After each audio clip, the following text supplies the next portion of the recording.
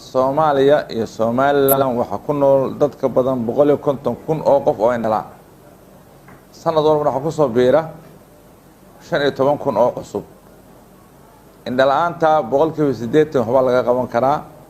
wax ugu badan indhalaanta keena waxa weeyaan caadka indhaha gala ee qalliinka u baahan qalliinkii waa isbedelay hadda qalliin casri oo noqday oo laser lagu qalo qofkuna wax dhaawaca aan la gaarsiinayn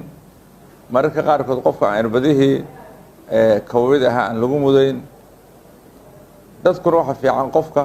inta arigiisu wanaagsan yahay markuu caadku soo bilaabo ee arigiisu la 80% yahay ama 70 noqdo ama 90 noqdo in caadka yar laga qaado wanaagsan laserka laga qaado si qofka uu arig wanaagsan oo helo isla markaana dhibaatada iman lahayd caadkeen laha mustaqbalka uga badbaado waayo maalin walba waxaa noo yimaada dad waaweyn oo da ah oo indhihii intuu caadi ku raagay biyo ku furay indhihii ka dhinteen daily maalin walba 2 qof 3 qof 4 qof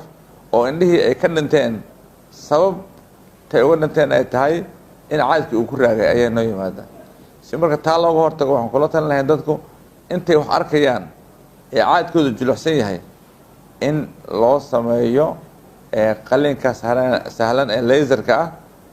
arigoodina 100% uu noqonayo wax dhibaato ay dhaawac kala aan lahayn waxyaabo kale laanta kan waxa kamid ah xanuunka glaucoma oo indhaha oo biyo ku furmayaan biyahaasi waa biyo khatar ah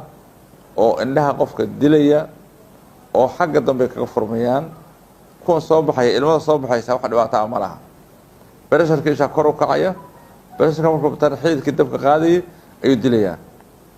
marka taana wax looga hortagi karaa waxa weeyaan qofku in sanadkii ama 2 sano mar uu dhaqaatiirta indhaha la xiriiro si loogu sheego haddii ciladaas soo socoto oo looga hortago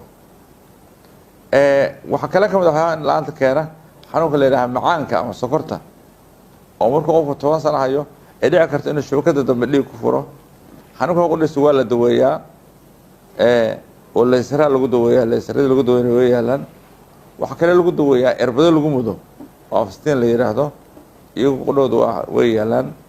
oo waa la helaa hadda Muqdisho iyo Hargeysa labadaba waa laga helaa marka waxa kula talinayaa dadka macaanka qowdhooda in ay la socdaan dhaqaatiirta indhaha markay 5 sano xanuunku ay hayo wixii 5 sano ka dambeeya ay dhaqaatiirta indhaha la socdaan si waqtiga munaasabka ah dawladda loo bilaabo karo loogu bilaabo inaasan ku soo gabagabeeyo billahi tawfiiq والسلام عليكم ورحمة الله وبركاته.